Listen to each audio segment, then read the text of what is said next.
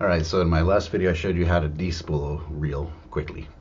So now it's time to put new line on the reel for a spinning reel in this example. So you're going to need, of course, your reel. What I use is an old broken rod. It's just shorter and easier to manage. I usually like to have one guide at least to put the line through. And of course, new line. I'm putting on mono. This is very cheap mono I bought. It's a 12.3 kilo test and 250 meters for just under €3, but it'll do the job. It's better than old line I had on there, which was low and breaking very easily. So what I did is I just took a plastic tub, plastic Tupperware, and I've been soaking it in here in lukewarm water at least an hour or overnight. Doesn't hurt. And not all spools are created equally, a fishing line. This one happens because, okay, when we're putting it on our spinning reel, it's going on clockwise when we reel. From a lot of them from the label side, they come off counterclockwise. If not, you got to reverse it. Sometimes they'll have this stupid tab here that's going to make it really awkward. You might want to cut that off in the case. Or if you get a skinny container where it can lay like this in water, that'll work as well. I prefer this method though. It helps avoid getting twists in the line. I want the line to come off from the face where it's going to come off counterclockwise, which happens to be the label side, luckily, in this one. So that's going counterclockwise. All right, so first we need to attach it to our spool. I'm just going to use a simple slip knot. Just anything to hold it there. It's not really, if you're down to the very end of your line, you're pretty much shit out of luck anyways. So the kind of knot doesn't really matter. It just wants to be low profile. These are very easy to forget steps when you're doing this. I was watching a video and the guy obviously forgot this. Put it through the guide first. Then make sure you open your bail arm and loop it around the spool.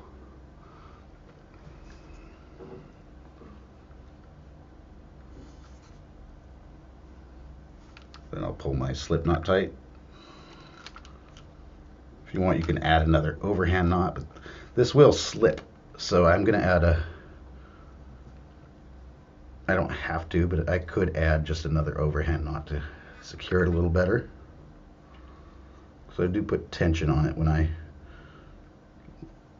spool it. And now is where I realized I didn't bring a knife or scissors. That's okay.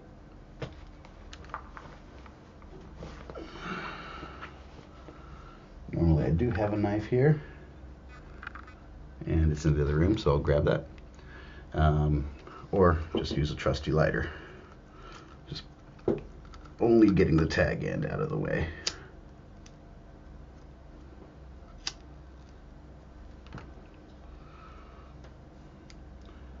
Alright, so through the first guide, bail arm open, then you'll see if you did it right, because it's going to, when you engage the bail, it'll be where it should be. Now if you're using braid, it's going to slip on you and it's going to be really hard to get it started. So what I use with braid, if there's nowhere to tie a knot in your spool like most of my reels, like a hole in it, for braid I'll just wrap some electrical tape around it to keep it from spinning, and it's going to catch no problem.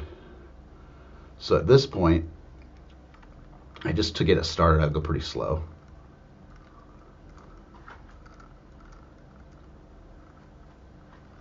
And now it's started. I'm just going to hold a bit of tension right about at the guide and start reeling. And I'm reeling from the spool that's sitting in the Tupperware of water.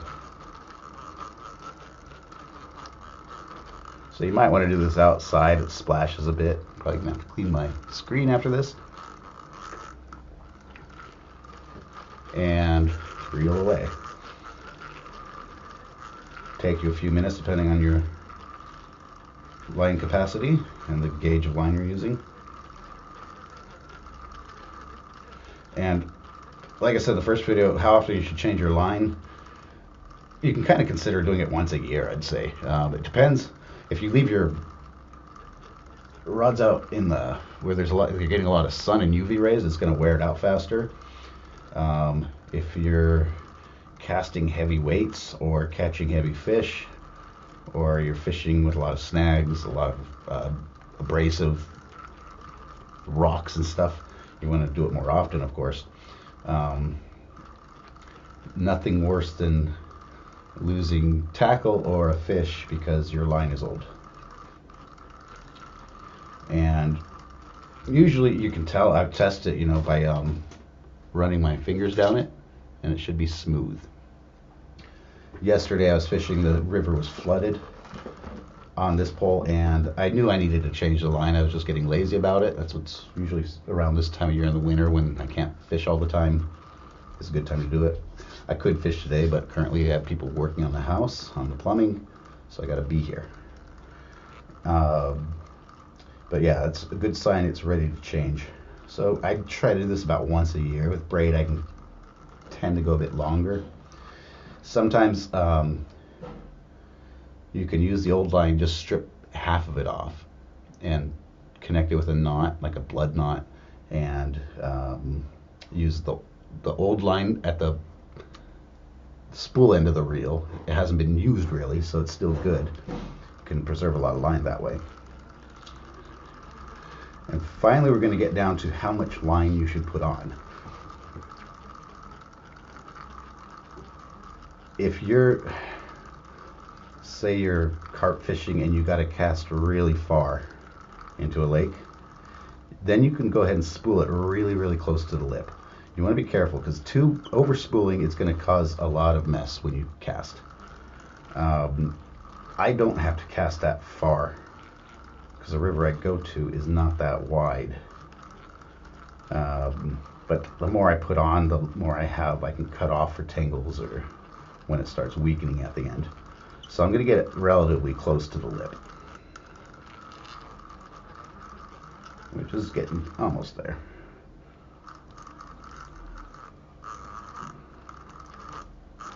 But as you see, I'm keeping a good amount of tension on the line as I reel it in. That's going to help it lay on the spool really nicely.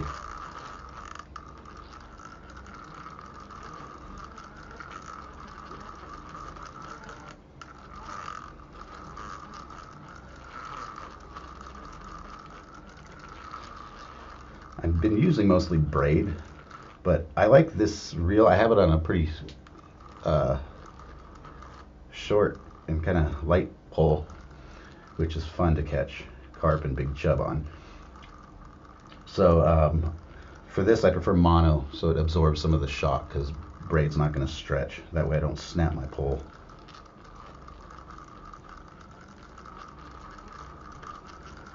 And I'm going to go ahead and finish this up so I can show you how much I like to put on, my safety point, because we're looking, let me show you, at the lip of the reel and it's getting pretty close. I'm about where I want to be. I could go a little bit more, but you have the risk of it piling off, and that is a pain in the ass. You're going to end up wasting a lot of line and dealing with a lot of tangling.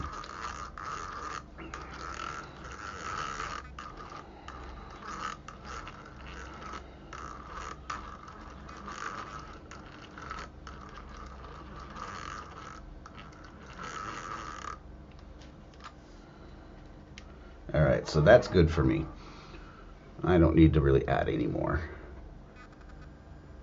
And there you have it. Some tips I've seen, I've never had, if you have a problem with it, with the memory, and it's not, it wants to like twist on you, or do like a spring. A good trick you can also do is tie it to the end of something, a fence or a pole or whatever, let out a lot of line and start pulling tension on it, kind of stretching that part out at the first, I don't know, initial 20 or 30 feet, and reel it in. Reel it in with a lot of tension on it. That helps kind of get some of that stretch out and helps the memory. From what I've heard, soaking it in water helps too. So I've always done it this way and it never hurt anything. I don't know if you skip that step, how maybe it'll still work for you, but it costs you simply a Tupperware container and a bit of tap water. But yeah, that's it. That's how I re-spool my reels. Thanks for watching, and I'll put the link in the description below of the video I just did of how to despool the reel.